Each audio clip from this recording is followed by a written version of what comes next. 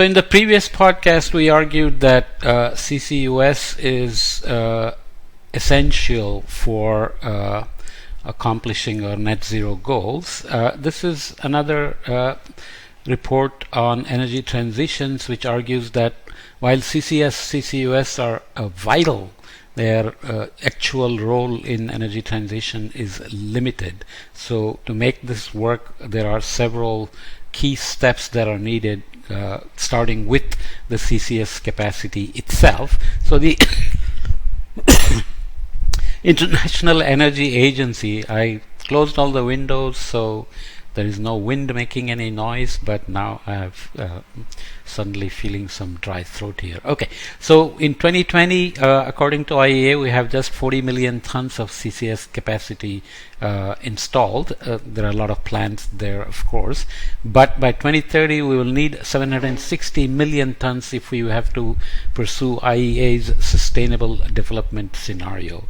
For the future, when you say scenarios, there are many agencies making their own scenarios and providing various details, like the pathway to getting there through CCS, or pathway to getting there with the role of CCS. By 2040, it's argued that the CCS capacity needed will go up to 2.35 billion tons, but similar estimates by other groups like the Wood Mackenzie Energy Transition Service says the current CCUS pipeline is on track for a 2-degree scenario target by 2030, but falls far short of the 1.5 degree pace. Even though I've closed all the windows, there is still strong wind because it comes from under the door and so on. So looking at what is operational in 2020 in terms of billion tons of CO2, you can see that this hardly registers here.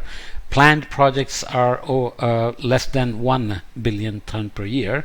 The capacity needs to grow 8 times the current pipeline to meet the 1.5 degree level by 2050. So here's the 2040 to meet that goal, and here is where we need to be by 2030 to meet that goal.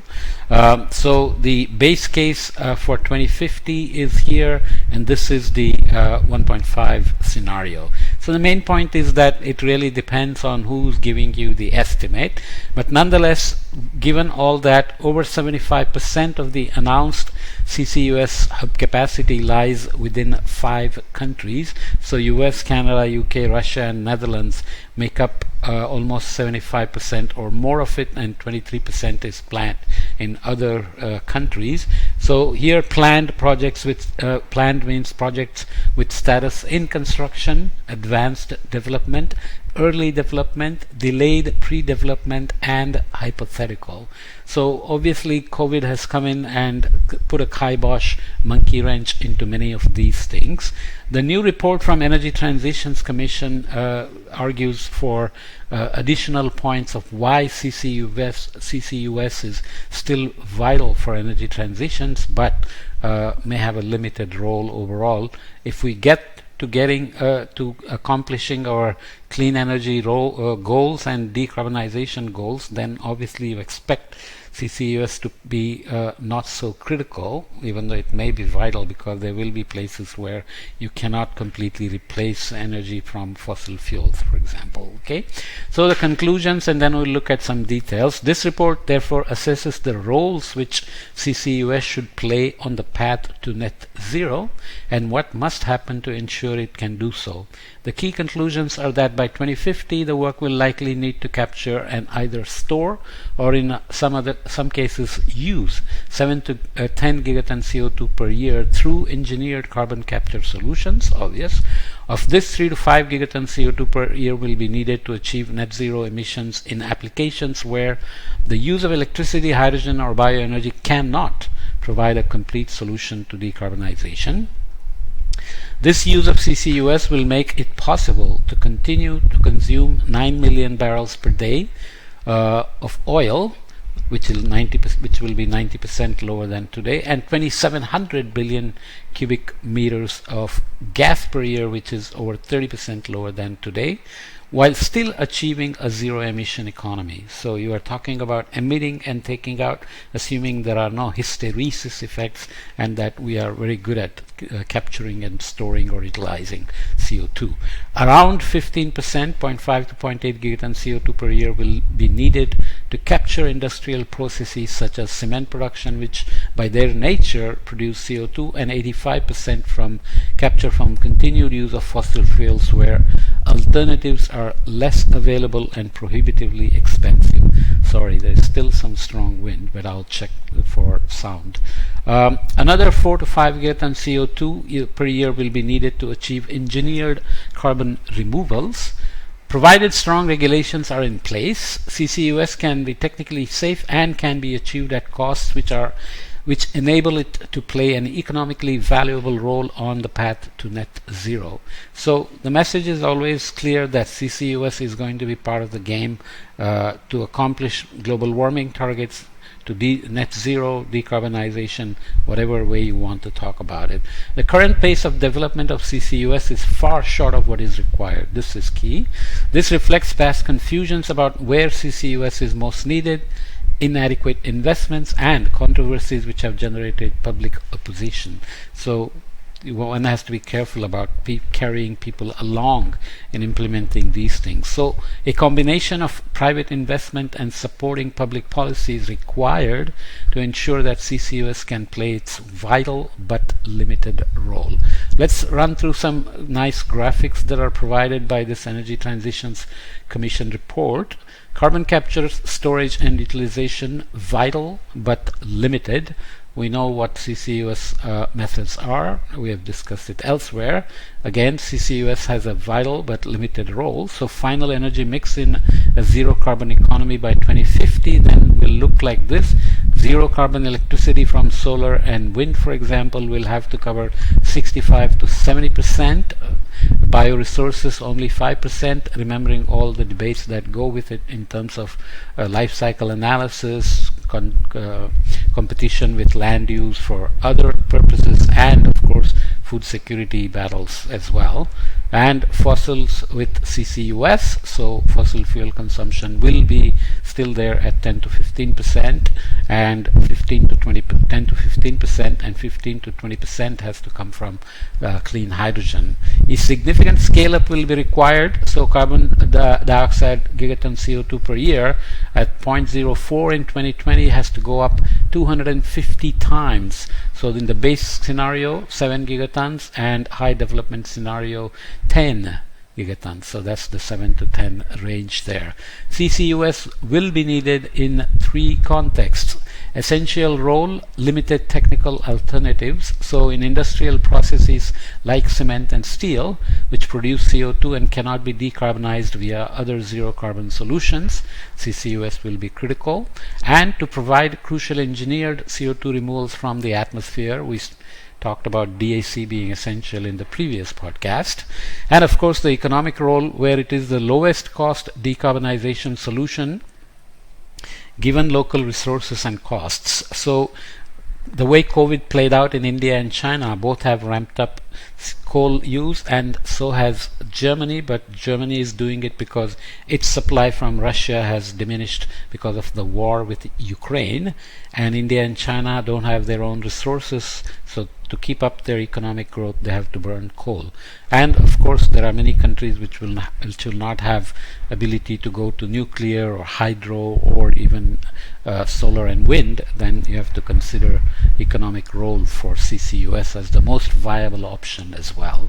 What will it take? Capturing 7 to 10 gigaton CO2 per year will require all the sectors and fossil, bio and air capture to be possible, both in the baseline scenario of 7 gigaton CO2 and high development scenario of 10 gigaton CO2.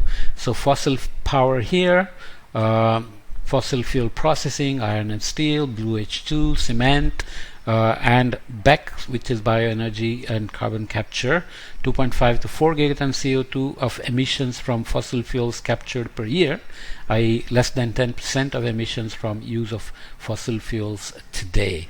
So bio is sitting there. and air has to play a bigger role, especially for high development scenarios. Direct air capture will be critical for high development scenarios.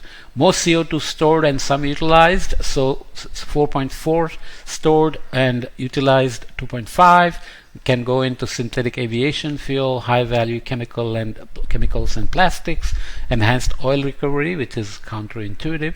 We're trying to reduce carbon, but we are pulling out more fossil fuels. But again, where it is necessary, it will be part of the game. So that will be under specific and limited conditions, of course. Stored in building and materials, so cement and concrete. Investments in the meantime must reach 285 billion per year by 2050.